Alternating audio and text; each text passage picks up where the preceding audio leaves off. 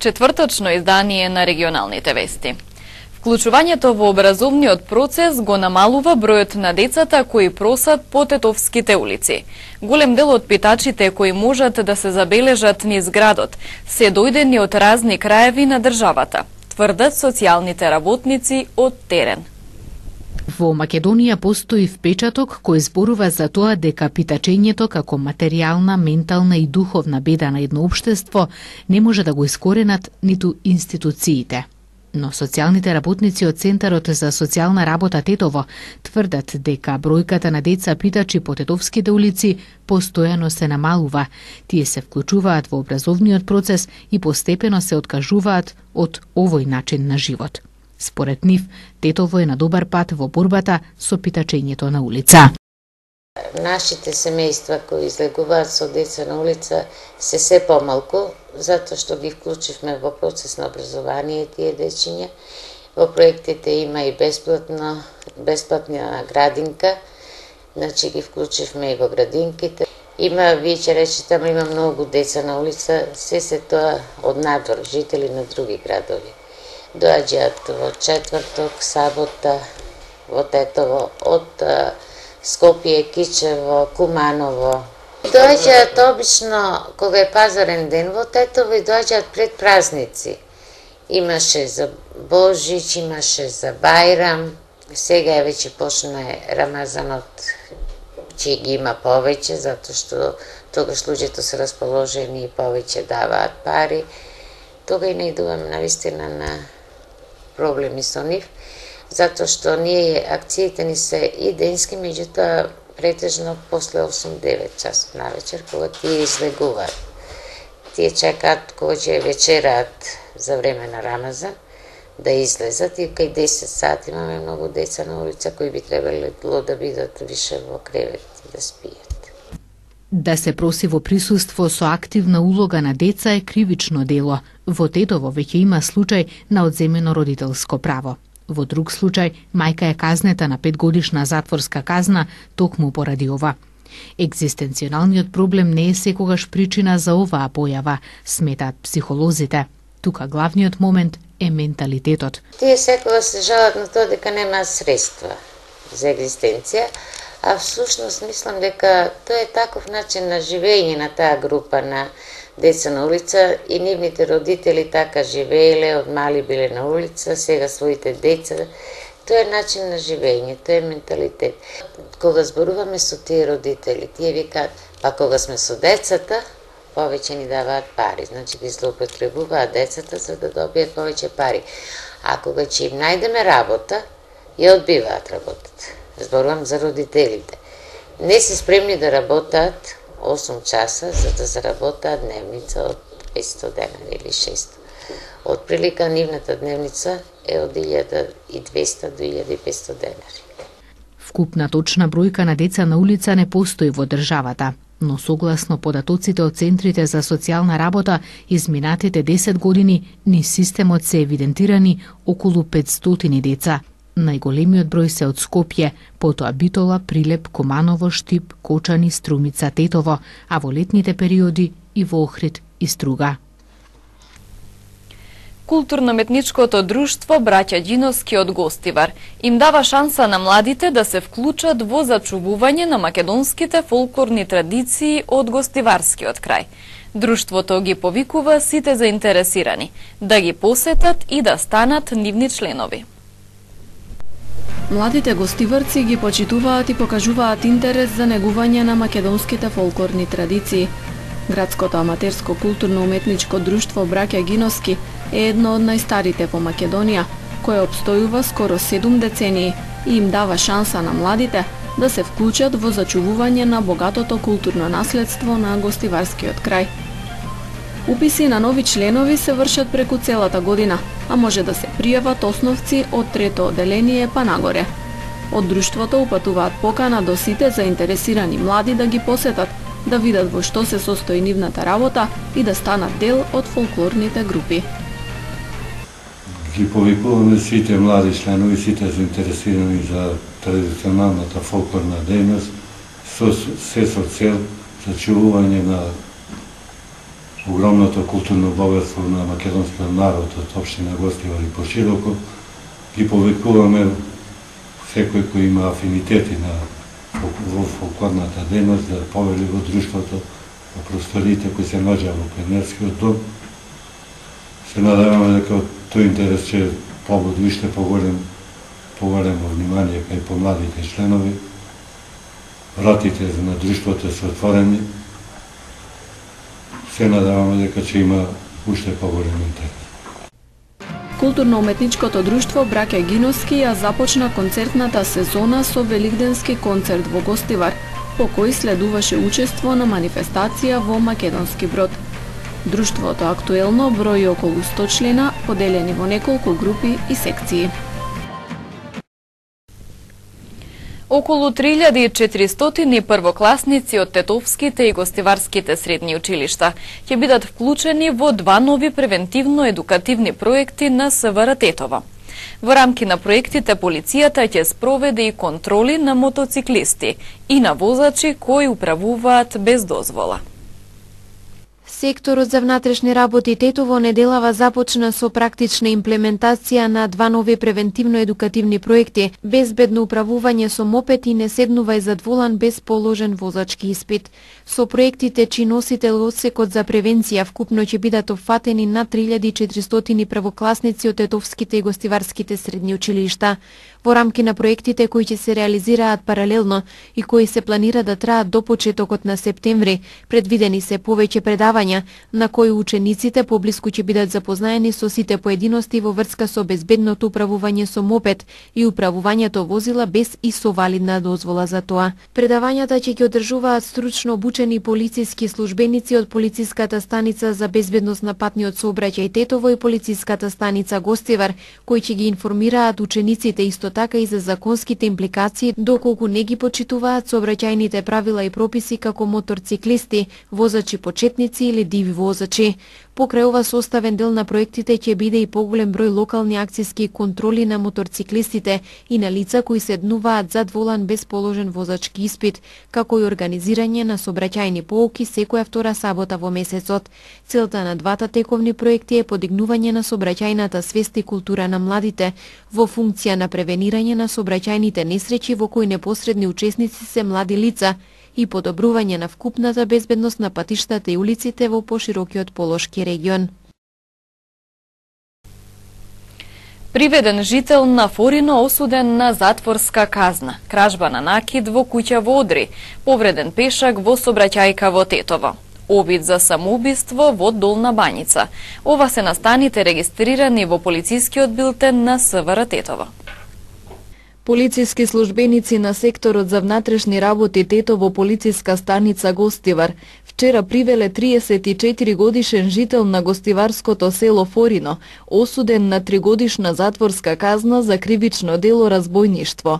По приведувањето и кусото задржување, реализирани со судска наредба, предаден е во казнено-поправната установа Тетово за издржување на затворска казна. 44 годишен жител на Тетовско Одри пак вчера пријавил тешка кражба која била извршена во неговата куќа во периодот од 9 до 18 овој месец.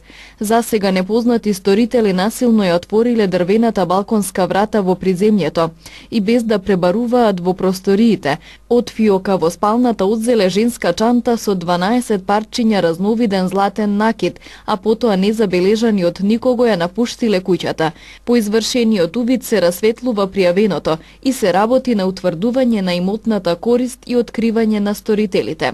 Од СВР Тетово информираат и за сообраќајна незгода случајна вчера на крстосниците на улиците Видо Јасмилевски Батој 29 ноември во Тетово, при што патничко возило БМВ со гостиварски регистерски таблици, управувано 33 годишна гостиварка, удрило во пешак 60 годишник од Ларце.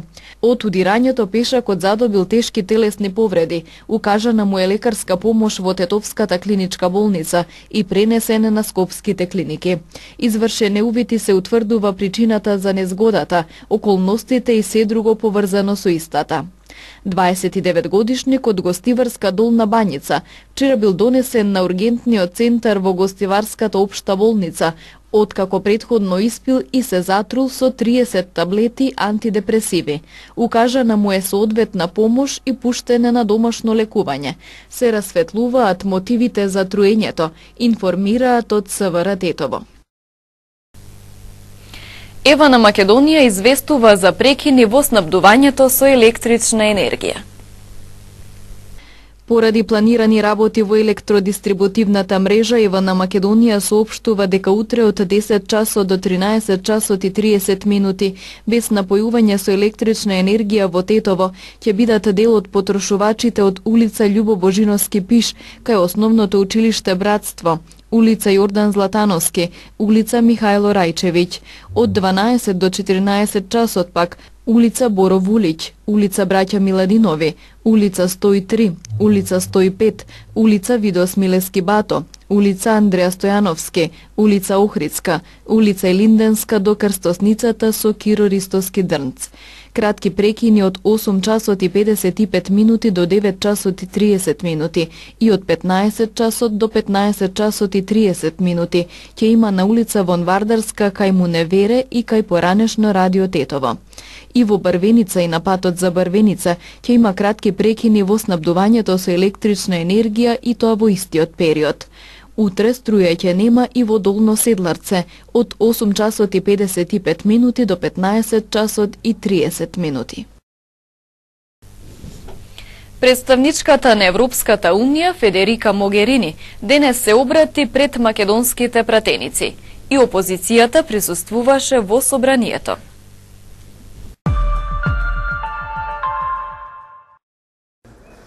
Во 20 на минути долгиот говор пред пратениците во Македонското собрание, високата представничка за надворешна политика и безбедност на Европската Унија, Федерика Могерини, неколку пати го спомена заедничкиот успех за добиената неусловена препорака за почеток на преговорите за членување во Унијата. Успехот е на владата, опозицијата, председателот, институциите и други фактори, рече Могерини, барајќи таквото единство да продолжи и понатаму. Овие резултати се заеднички резултати и за владата и за опозицијата. И на опозицијата и на владата им дава одговорност сега да ги обединат силите за идните чекори кои што треба да се преземат. Ја споделувате обврската за се грижите за иднината на своите граѓани и својата држава. Владата има одговорноста да го отвори просторот за целосно учество и вклученост на опозицијата, и опозицијата има одговорност да се вклучи и да придонесе конструктивно кон оваа работа. Таа зборуваше и за обединување на сите за да се остварат целите на мнозинството граѓани и побара таквиот начин на обединување какво што било за реформите да продолжи и во иднина, за како што кажа некои национални приоритети. Повторно потребувајќи метафората со видеоиграта и начинот на кој земјите се приближуваат кон Европската Унија, таа рече дека следно ниво е спроведување на усвоените реформи. Но како што ја нарече Могерини, импресивната работа што се завршила не било само на внатрешен план, туку и во однос на билатералните прашања и регионалната динамика. Овој парламент одигра значајна улога во договорот за добрососедство со Бугарија, кажа таа.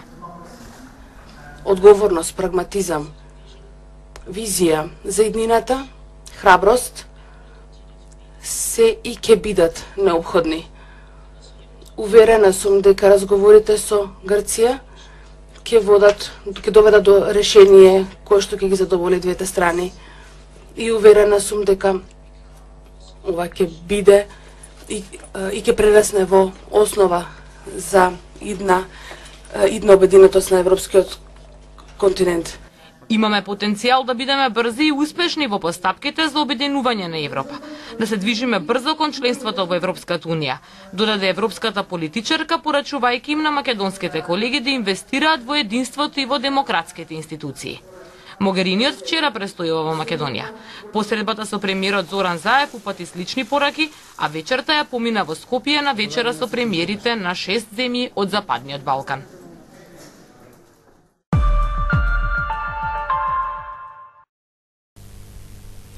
Македонија е домаќин на првиот дигитален самит за Западен Балкан 2018 кој се одржува во Скопје. представници на владите од регионот и на Европската Унија, невладини организации, бизнис секторот и други, дебатираа за потребата и предностите на дигиталната трансформација на општествата во современиот живот. Земјите од Западниот Балкан се обединети во дигиталната трансформација, чија цел е просперитетна европска иднина за регионот, беше речено на првиот дигитален самит за Западен Балкан, чиј домакин е Македонија. Еврокомесарката за дигитална економија и општество Марија Габриел предупреди дека овој процес нема да биде лесен и дека клучни точки кон остварување на истиот ќе биде обезбедување на средства, подготвеност на јавната администрација, интернет инфраструктурата, но и зголемување на довербата на граѓаните во дигиталниот свет. Таа истакна дека намалувањето на цените на роамингот ќе биде една од заложбите при дигиталната трансформација. It's not only a pressing necessity, but an important driver. Роамингот не е само неопходност, туку и важен стимул кој од користи за бизнисите и за граѓаните. Ја поздравувам иницијативата на телефонските оператори за намалување на цените. Ова е сложена тема за која на Европската Унија и требаа речиси 10 години да ја оствари. Но ова е наша заедничка цел и затоа мораме да овозможиме пат на цените за роамингот до самитот во Софија во мај. Премиерот Зоран Заев изјави дека владата ќе обезбеди повеќе буџетски средства за остварување на дигиталната агенда, истовремено покажувајќи подготвеност владата да учествува во покривање на загубата на мобилните оператори, која би била направена преку евентуално намалување на цените на услугите. Но заедно со министерот за финансии ние веќе предвидуваме нови средства, постојано давајќи поддршка за дигиталната агенда во Македонија и верувам како ќе имаме се поголеми успеси, така ќе бидеме и се повеќе охрабрени да алоцираме во буџетот уште поголеми средства од ова што и досега го имаме во нашиот буџет. Министерот за информатичко општество и администрација Дамјан Манчевски истакна дека постои политичка волја кај сите земји од Западниот Балкан и дека за прв пат дигиталната трансформација се наоѓа толку високо на политичките агенди. Дигиталната трансформација не е лесна. Таа всушност представува многу комплексен и многу скап потфат. Потребни се инвестиции и во инфраструктура, но и во човечките ресурси. Но позитивно е она што се менува и политичката свест и имаме политичка волја. Од овој дводневен самит во Скопје се очекува да произлезе заедничко барање до Европската комисија за меѓусебно признавање на дигиталните сертификати. На самитот присуствуваат представници на Европската Унија, на владите од Западен Балкан, бизнисите, регионалните организации, граѓанското општество и академската заедница.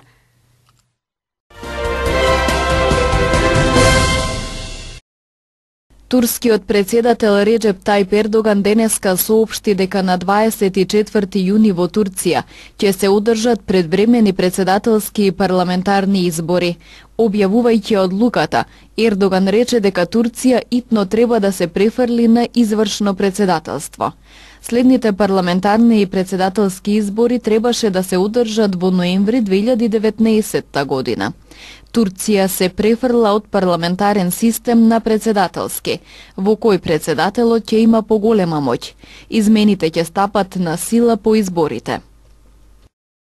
Британската премиерка Тереза Меј денеска претрпе пораз во горниот дом на парламентот, домот на лордовите, кој не го прифати нејзиниот предлог закон за Брекзит, со кој се предвидува Велика Британија по напуштањето на Европската Унија да излезе и од Европската царинска унија.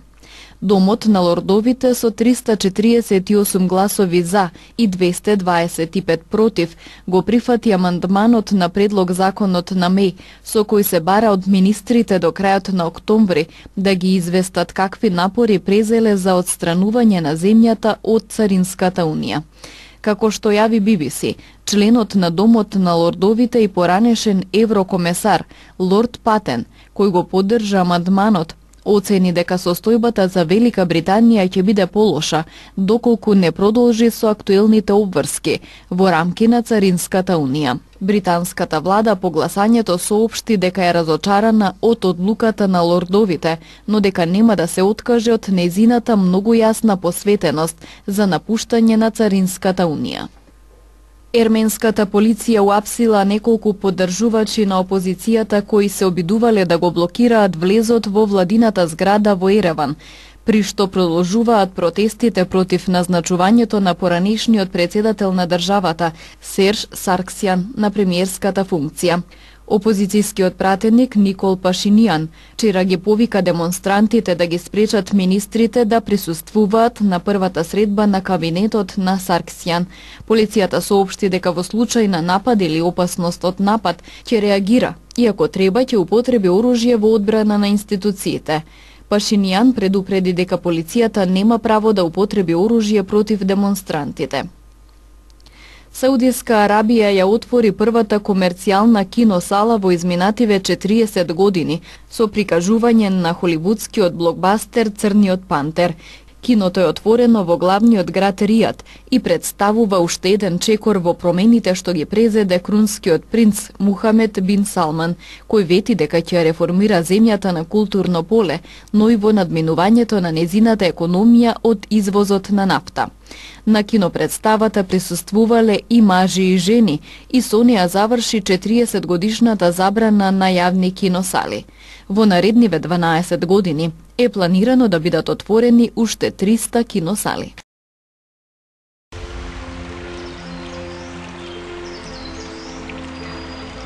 Денес имавме променливо облачно време со сончеви периоди.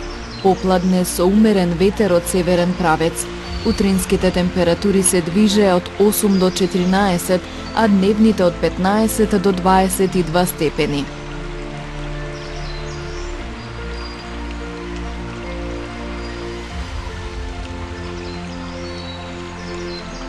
Утре не очекува променливо облачно, ветровито и малку посвежо време.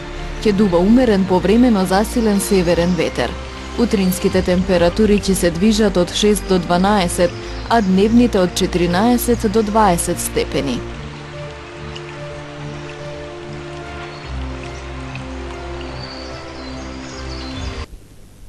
Овде е крајот на регионалните вести. Ви благодариме на вниманието. Пријатно.